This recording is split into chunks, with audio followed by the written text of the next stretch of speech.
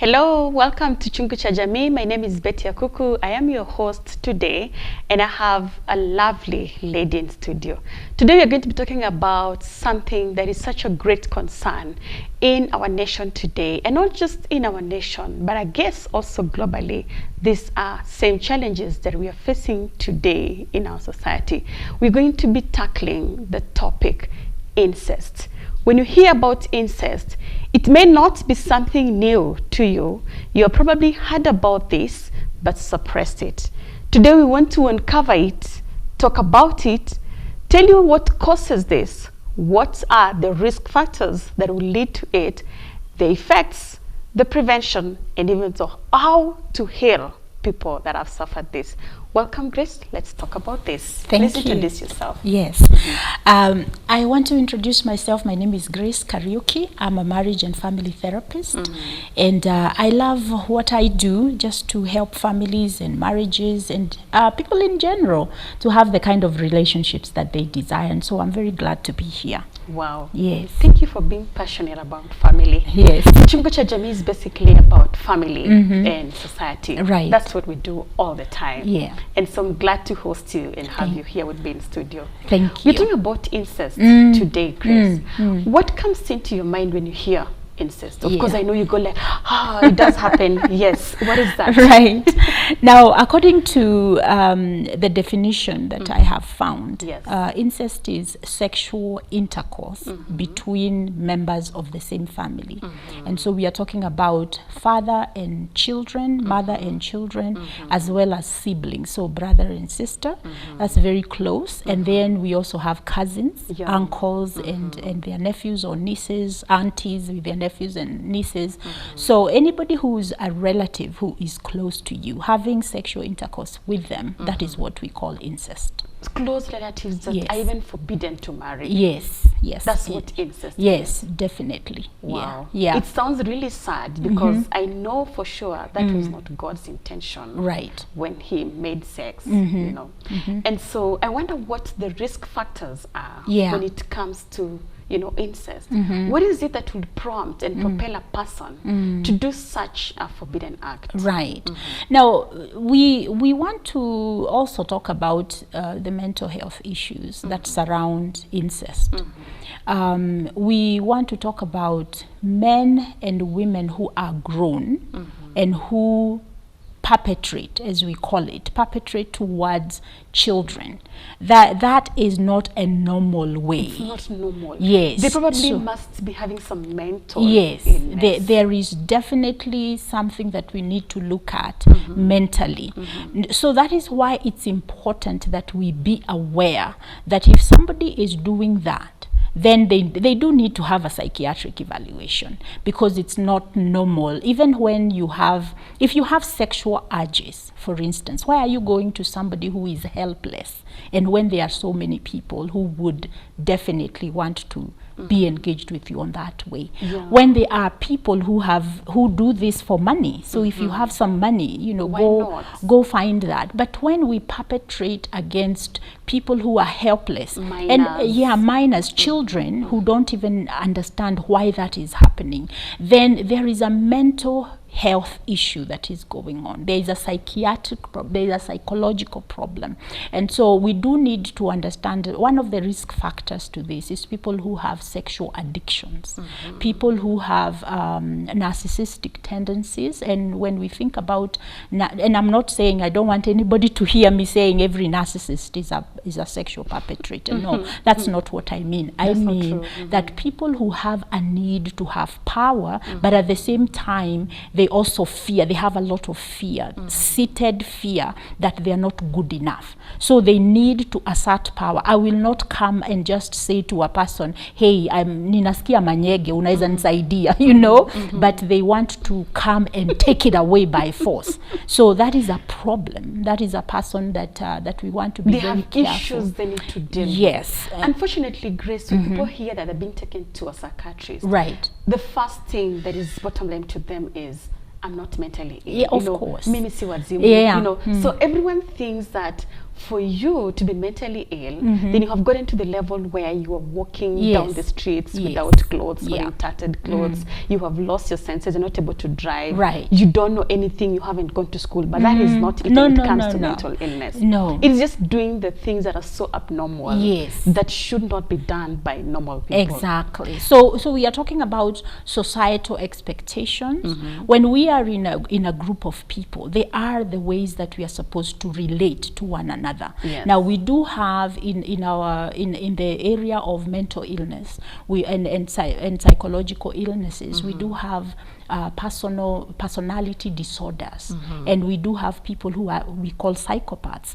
Those are people who do not feel. They don't feel. They have no empathy, and empathy is being able to feel the pain of another. So they are very selfish, and they only think about what is going to please them, what they can gain from that. Yes. I get from you that mental illness is such a wide thing that you may not be able to cover now. Right. And I want us to just concentrate on this incest, you know. And you already mentioning part of the risk factors that we have. What is it that will lead, you know, just a normal adult to come and do this, to perpetrate on the minors and do such an abnormal act to them, knowing that, you know, this is not just rape, but this is also my daughter, this is my cousin, you know, this is my niece. Why would they just do this, apart from the fact that they're mentally ill and they don't check on that? Right. So there is also, I would say that there is also the problem of self-control. So people who live as if they're animals. If I feel it, I do it. And there isn't that feeling of, is this right? What are the consequences their of mindset it? level is they are not thinking about anything else. They are flooded in their brain with the need. They think of it, and they want to do it. Now there is also things like, now because we talked about incest, is also about children. Among children. So brother and sister, they may do this. And one of the risk factors is how they are raised and what they have been modeled to see, plus what they watch. So now if a family of 3, 5 are living in one room, and the only thing that separates where mom and dad sleep and the children is a curtain, or the mom and dad sleep, they have a decker, and the children sleep up and the mom and dad sleep down, then whatever the arrangement of that home is, children are exposed to sexual activity very early, and these children may normalize that. I mean, I remember when we used to play, I don't remember what that game used to be, but we used to play mom and dad, where went your mommy, where went your daddy, and then they are, and we would do the things mom and dad do. Exactly. So you can imagine if these children are exposed to mom and dad having sex, they will also do that when they are playing house. And so it's important to also understand that that couples who have single rooms, they need to be very careful when they are doing sexual activity. If their don't think that the children are sleeping. They're not so And naive. don't think that children don't understand. Remember, we as human beings, all animals, and we are part of the animal kingdom, we kind of like to model what we see. We imitate what we see. We are creatures of imitation. We are social beings. And so monkey see, monkey do.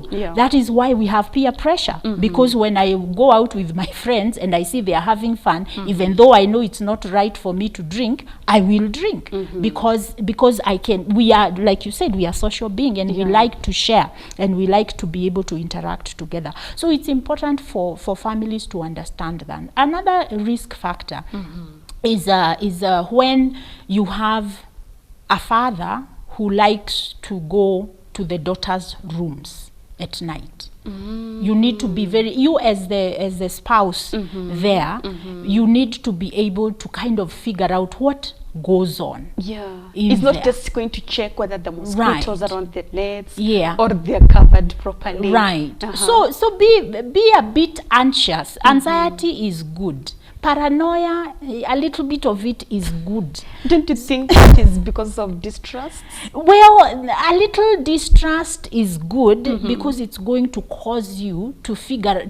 Find out so something. when you have that, all of us, whenever something comes out and it's bad, we all say, I had a gut feeling. I know. Ni kuna I kitu know. nilisikia. So it's okay for us to explore what is this thing. Now, and so if you are thinking, my husband wakes up around this time every night, and I know he goes, he purports to go to the toilet, but you know, nasikianga kuna mlango ingine inafungukanga in a funny way. Now, what happens if you suspect something like that? Of course, you will tell yourself, oh nah, it's just my thoughts. And but it is good if you see that consistency and you are feeling uncomfortable. It's okay to be able to wake up and kind of... Grace, do you think such kind of a husband is also mentally ill? Because he has that right. Yes.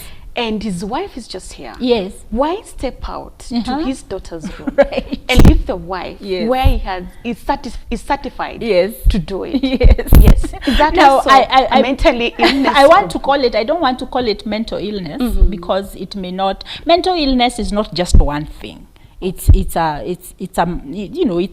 combination of many things. But I certainly want to say that is a person who is psychologically not okay.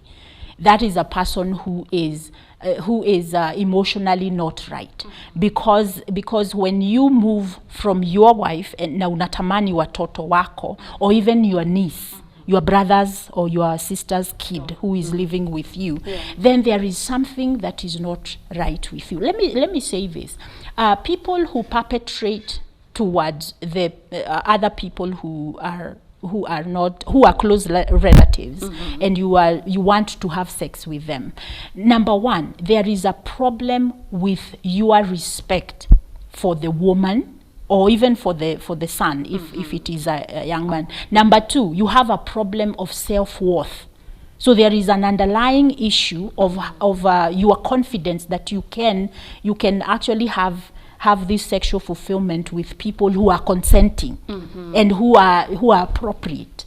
You see. And then number three, you need to look at your sexual, whether this is about a sexual desire that you have very high libido and your wife is not able to match up to your libido, or you have a problem with intimacy.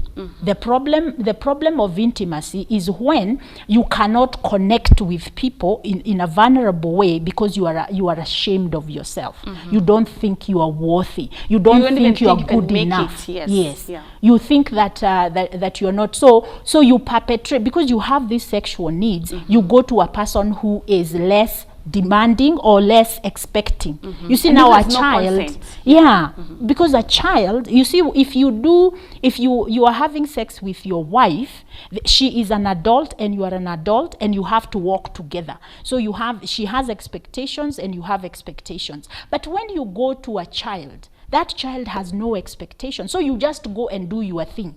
You see, there is no questioning. And let me say this. This is another risk factor that people need to be very careful about. People who watch pornography, that is another problem. Because you see, these are images in the mind, and we know our mind is where the information comes through. So it triggers our body to feel certain things and to want certain things. So whatever it is that you are feeding your mind is going to affect you. Now, every one of us, I remember have met some young men who, when they were young, they used to run around and have sex with everybody and watch pornography and all that. And today, when they have become grown people and they have changed, they have realized that what I used to feed my mind is what used to trigger the way that I was. And now that I'm grown, and I need to have control over what I do, they will tell you, me, I don't watch these Alejandro things that people watch. I don't watch movies that have sexual content in them. Why? Because they are trying to protect their mind, because that is what happens. So another risk factor is people who are addicted to porn, because some of the porn people watch is also children. Now, let me just say here, if there is a person who enjoys watching porn where children are having sex with adults, definitely psychopath. That is a person who is mentally sick. Even if they are doing very well, kuna shida, because that is not normal. How would you enjoy watching a grown person having sex with a child? And so what is going to happen, even you, if that is something you enjoy, someday you are going to try to actualize it. Let's look at our society, even our nation. There are communities that, you know, endorse such kind of a behavior. Right. And they have nothing, they don't feel anything evil with it. Yes. In fact, when they find out, they don't voice it. Right. You know? Yes. What do you think about such kinds of communities? Well, we know historically, way back, they used to do that to preserve the purity of the lineage. So when because people they want to preserve the dynasties long time ago. They used to do that where people marry within the family, and you don't bring a foreign blood in here, and so to keep the blood pure, especially where you had these dynasties, kings and kingdoms and all that. True. So we do know that historically people have done that, but we also do know that that legally it is not acceptable. There are laws against that, and also morally it is not accepted. Societally it is not acceptable. However, what you say, there are places where it has become, I don't know whether it's acceptable or whether they have normalized because they don't want to expose. They are probably normalized, and others have even accepted. Because of the same dynasty you're talking about. You know, they want to carry on. You know, the people who don't live culture. Right. And this is very important to them. Yes. For their own reasons, they still do this. Yes. Even though, like you say, the law has not allowed it, they still do it. You know, for their own reasons, they still do it. Right. And they have no issues at all when people mention such. Much as it looks so abnormal and sounds so weird, they still do that. Right. You know? Now, we do have those kinds of communities, and I don't want to comment too much on that. What I can comment on is when psychologically and emotionally people accept it because they are afraid of exposing it. Because there is a threat right there. So that now, if it is within the family, for instance, there is a married couple, and she finds out that her husband is perpetrating towards their daughters. Now, perpetrating sexual violence or sexual inappropriateness towards children is not only touching them, it's also exposing them to pornography. I've heard stories where fathers will be watching pornography and invite the children to watch with them. So that is a problem. That's really serious. Yes, that is also can be within that realm of you are normalizing this behavior for the children, so that now even if you went after them. So my question is usually this: what is your purpose? Are you grooming them for something? Of course, you're not able to control your desire and stuff, so this becomes your partner for this kind of a thing. And I can actually tell that their psychological and emotional effects are really, really poor. They need some kind of help to get out of this, and they're not okay at all. It may not just be mental illness, it may not just be psychological imbalance, it may not just be, you know, improper behavior, but I guess something. When you do your diagnosis as a psychologist, you're probably able to find out what combination it is, you know. But let's look at this woman who allows her daughter, you know, to continue in this kind of a practice with her father, who doubles in as her husband. You know. And she probably doesn't want to talk about it for fear of stigma. You know? Of course. And so she normalizes it, suppresses it. And for me, in my opinion, if you suppress this, it can only turn into depression and nothing else. Because you actually know it's not the right thing to do, but you are quiet and silent because of the fear of the results when you actually vocalize it. Yes, definitely. Now, one of the symptoms of depression is helplessness. And that is what will happen to a woman whose husband is perpetrating towards her daughters. Exactly. So that feeling of helplessness. And I will say that a percentage of the women who will allow this to happen, they themselves went through the same experience. Oh, so really? somehow their brain does not react to it because it is normal, quote unquote, because they went through it. They have never found somewhere safe to talk about it. And so when it happens, they don't even know where to start. Same scenario for a different kind of person would be they shush the child and they say, do not ever say that again. Or they blame the child and they say, if it wasn't for the fact that you dress like this in the house, if it wasn't, wewe ndio unamfanya akue hivyo. You go shower and you don't close your bathroom. Exactly. So your now dressing is not appropriate. Exactly. So now what happens? The child who is the victim is made to be the villain. And so now I want to also say that this woman is also a victim. Because, number one, this is her husband. And now her daughter is telling her, daddy ananiguza vibaya, or daddy had sex with me. Yeah. She is paralyzed. She is helpless. And that kind of a woman, I would plead with her. Because it is true. You are in shock. You don't know what to do. You're helpless. You are helpless. You are going through denial. You are going through all of that. Please reach out to someone. And even look for a counselor, because as counselors, we have a code of conduct, which is part of it is confidentiality. And so you can come to someone like myself, and you can come and say, I have a very sensitive matter that I need to talk about. Now, the thing that we want to also say, that even though we are going to be confidential, we are also mandated to protect the helpless. So that now, in fact, when I went to school in the US and I practiced there for a while, one of the things we were required to do, if a 35-year-old woman came to you and told you when I was 6, there was a neighbor who molested me, you had to report. Oh, really? That was in the US? That is, yes, we had to report. Now they were going to follow it up. If that man was still alive, that individual was still there and alive, they would go to him and he would have to be arrested. Very interesting. And I wonder what happens in Kenya. Yeah. But just there, let's take a break. Viewer, we are talking about incest, and Grace is saying it really well. What is exactly your problem when you are the one perpetrating on the minors and doing this abnormal act with the ones that you shunned? We are coming back just now. Our SMS line is 21144. Stay tuned.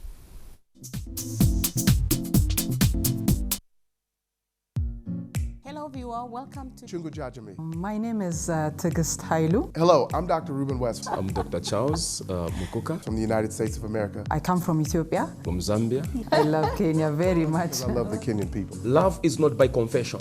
Love is by action. Come on now. When you are a husband, you are not a husband. It's very important. You can count the seeds in an apple, but you can never count the number of apples in a seed. Her phone is her phone. My phone is my phone. You only know what you know. Who forced you? The more you spend time together, the more strong. A woman is like a Bible. Could tell me that they were born and it wasn't from a female, I'd like to know. A woman, she's a good asset. And a woman, she's a very, very good investment. When you're up, your family knows who you are. But when you're down, you'll figure out who your family is. Thank you so much.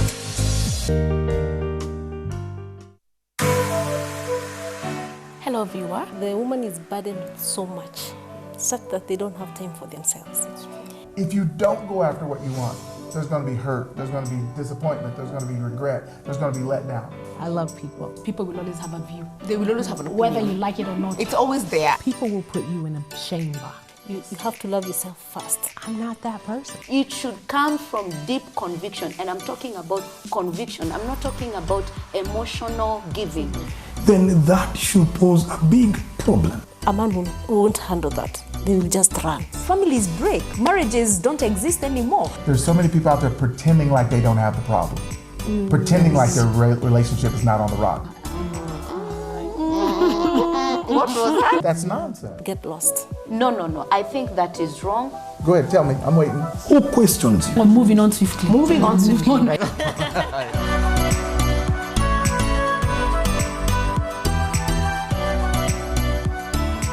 It's pleasurable. No one gets there without trials. Yeah, you've got to. It's the way life is. Your greatest ability is possibility. Everywhere GBS.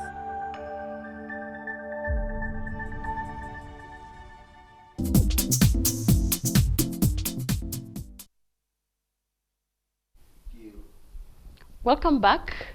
We are carrying on with incest, and I'm here with Grace.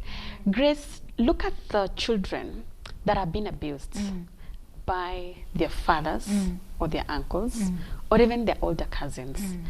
What do you think goes on in their mind once they realize that this is what happened to me? Yeah. Now, obviously, immediately, depression, you know, symptoms. Even for the little girls. Yes. Once, because the one question that you ask yourself, why did he do that to me? You see, that question, why did you do it to me, is actually a question that says that I'm looking at myself and I'm saying something is wrong with me. How could the person who is supposed to protect me actually be the one to abuse me? So that means there is something really wrong with me.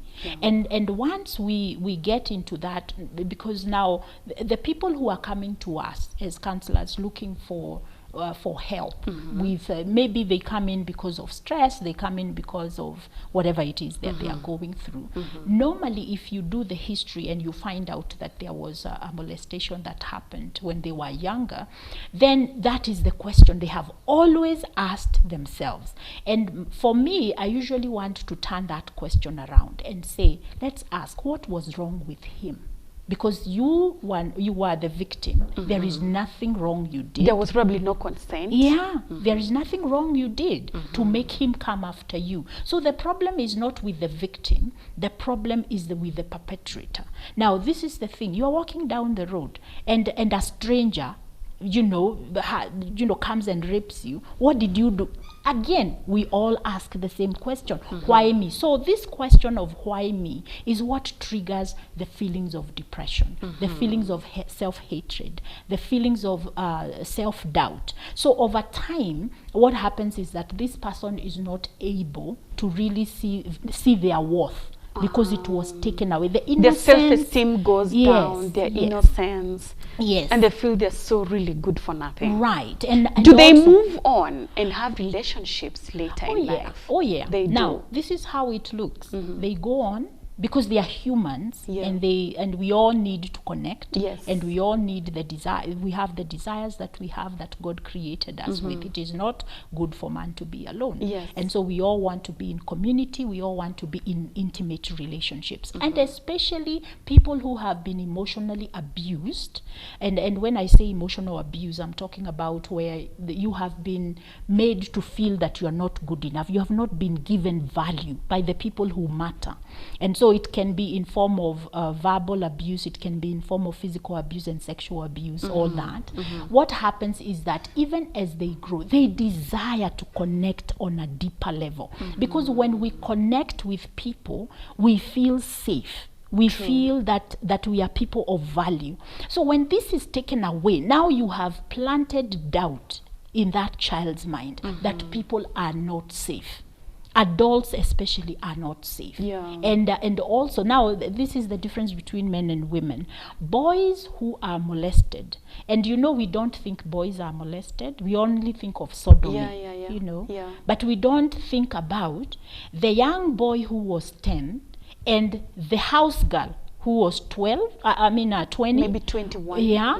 Or the cousin who was 17 and 18 and was now exploring sexually, and she goes and tells him, "Ebu toa suruali nikuonyeshe." You see, we don't think about that little for boy. boys. Yeah. So what happens? These boys, what happens for them is that they get addicted. They will get addicted to sexual stuff.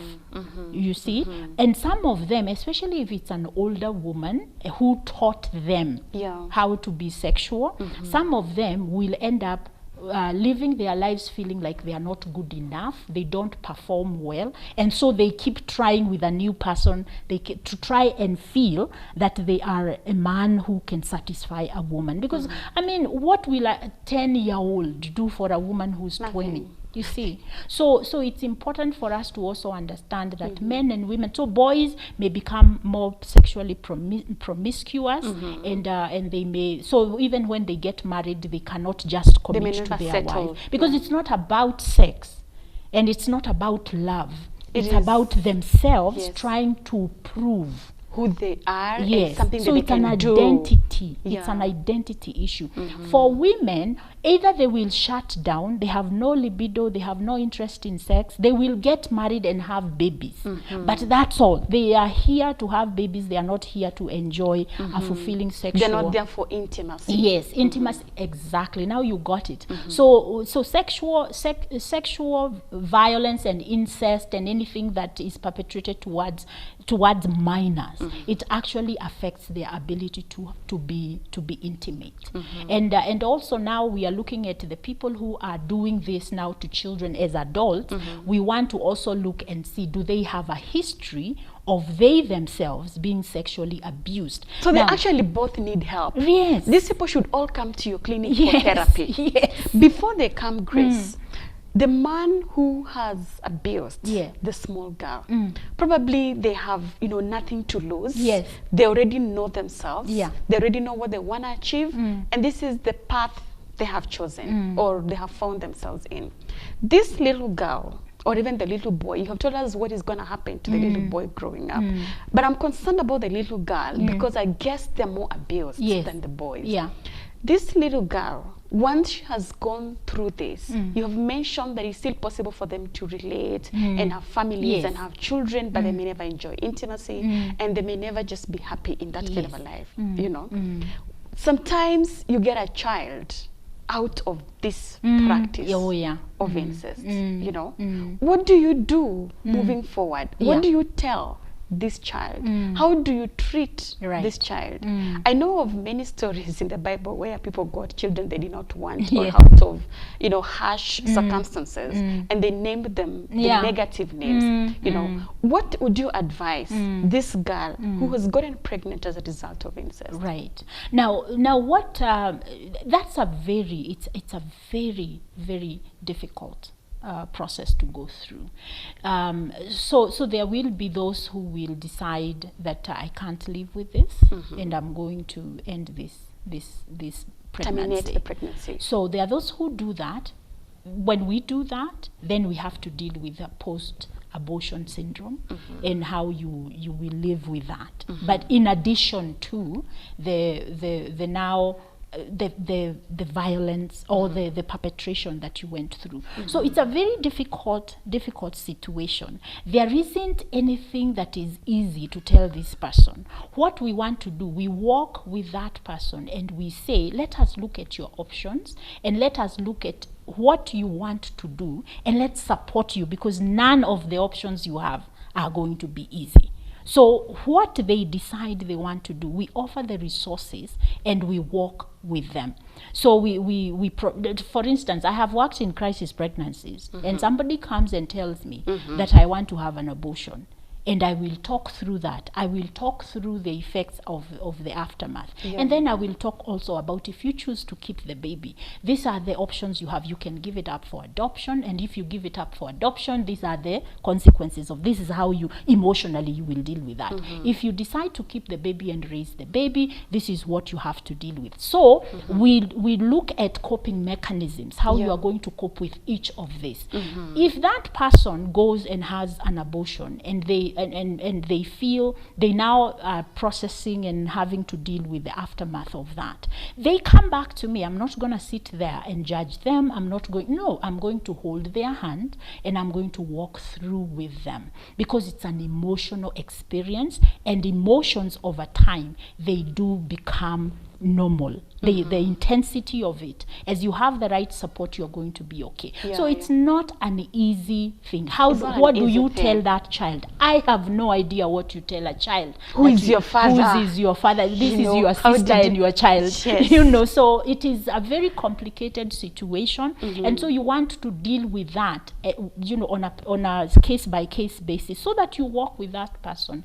and help them. But generally, as a support system, from a psychosocial point of view, is that I'm going to be working with that person and to help them through the journey. It's not easy at all. I get it. It cannot be easy, because you don't even know what to tell them.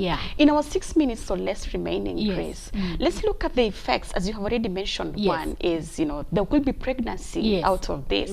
What are some of the other effects that incest will present before we look at how to prevent it from happening to us? Now, depression is one of them, and the other one is anxiety. Depression and anxiety kind of go together. Depression is a negative view of self, negative view of others, and negative view of the world. So you just feel like helpless, hopeless. You kind of have those cycles where you are triggered to feel those emotions.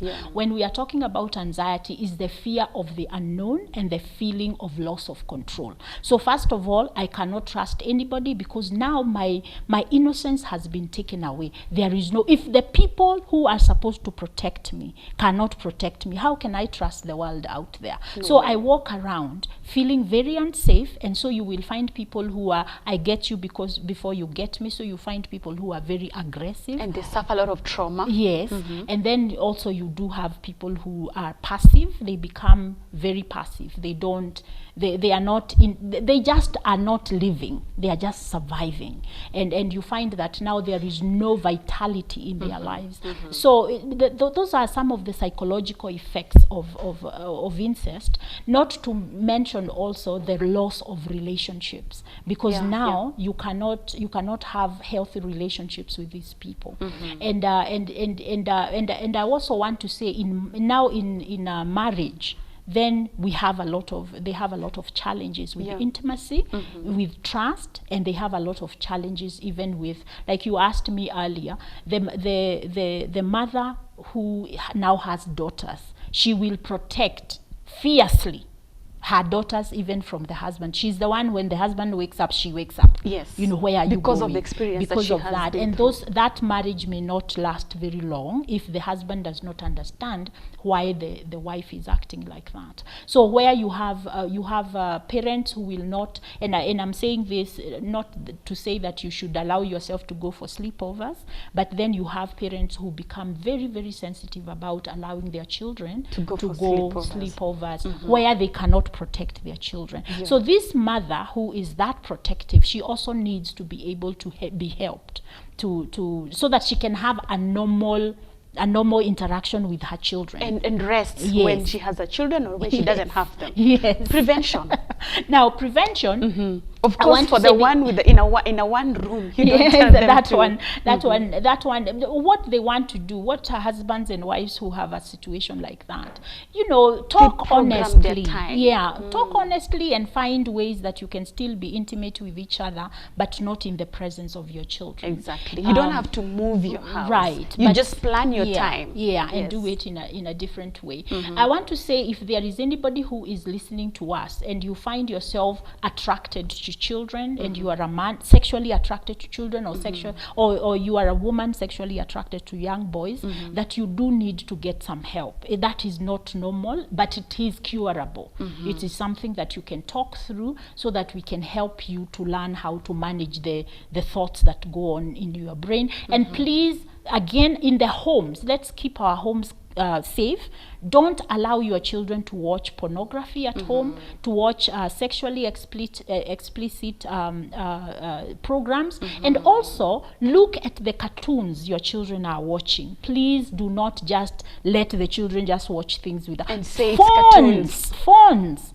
When I get home, the first thing my children want is my phone. So you can imagine if I watch pornography on my phone, my children are going to see. Get Don't access. export. So let's prevent by making sure that we are covering our children. Number two, when your child comes and says that there is something inappropriate that has happened, Yes. please take it seriously. Please let them tell you exactly what happened. And please, if you cannot confront the perpetrator, seek our help immediately. We will guide you Don't on how. ignore. Don't ignore. Don't beat and the don't child. don't blame the child, and don't beat the child, and don't tell them not to tell anybody. And don't defend your Yes, spouse. please bring that child even for counseling if you can, because like I said, you are also a victim. At that point, you are You also triggered, need help. and you also need help. So call us, the professionals. We will be able to help you to learn how to go through this. Now, this is the thing that I want to say, that you need to protect your children from the grown person who is perpetrating against your girls or against your boys. They need to leave your home. You need to protect those children. They should exit because immediately. if we do not do that, we will mold the next generation of perpetrators, because we do know, it's documented, that people who have been molested, some of them, not everyone, but some of them can end up molesting others. So it's important for us to do that. The last thing that I would Yes. like you to address to our viewer. People say for you to heal, then you have to talk and talk it out and not suppress it. This is such a difficult thing to just sit and tell people, by the way, my dad molested me when I was 10. You don't do this on a microphone. No. You need such a safe space to do this. Do we have such safe space? What do I need? What guts do I need to just walk out and say, you know what? I did it with my father. I did it with my brother. Yes. Now, what you want to do is find a professional counselor. Because as professional counselors, we are trained on how to deal with trauma. And I need to say very quickly that it's a traumatic experience. And trauma is when you are exposed or you experience a very fearful experience that makes you feel unsafe. Extremely unsafe, and that is what we call trauma. So there are those of us who have been trained, and so if you need that help, please find us. Find a counselor. But before you open up to them, you do need to find out whether they are fully trained, whether they are accredited with Kenya Psychological and Counseling Association. They just listen to you and leave you there, not give you any help. No, you want to talk with a person who is trained to deal with trauma, and they are there. We know people. There are a lot of trainings that you will see around about dealing with trauma. So. And also, you want to ask the person who you have called, ask them, have you ever dealt with trauma? If they haven't, look for somebody who actually understands how to deal with trauma. I hope that there is hope at the end yes. of the counseling. Yes. And there is a solution, yes. and there's complete healing. Right. I would like you to give your parting shot to a viewer who has enjoyed this show today. All right. So viewer, I want to kind of say that for anybody who's listening to us, and you probably have listened to this and you have said, this happened to me, is there hope for me? Yes, there is hope for you. There is what we call PTSD counseling, which is trauma counseling, and you can be able to heal through a process of acceptance, a process of where your counselor works with you, so that you can be able to go to the other side where you feel you are no longer unsafe, because now you are safe because you are not in the same situation. And that is what trauma does. It causes us to travel back to where we call that flashbacks, and you feel as unsafe as when you did, but this situation right now is not different. Unsafe, really.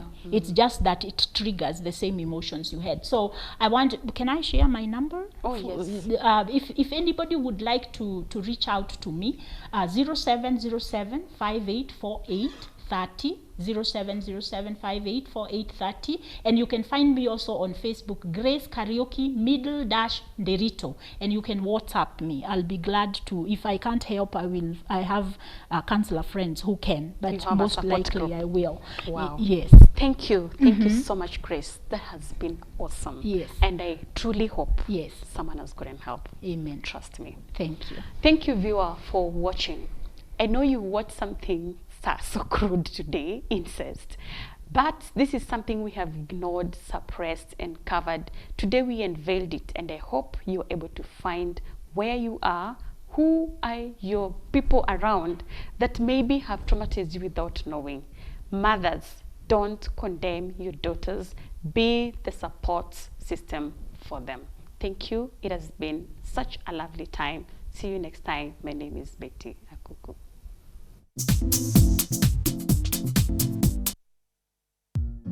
Hello, viewer. Welcome to Chungu Jajami. My name is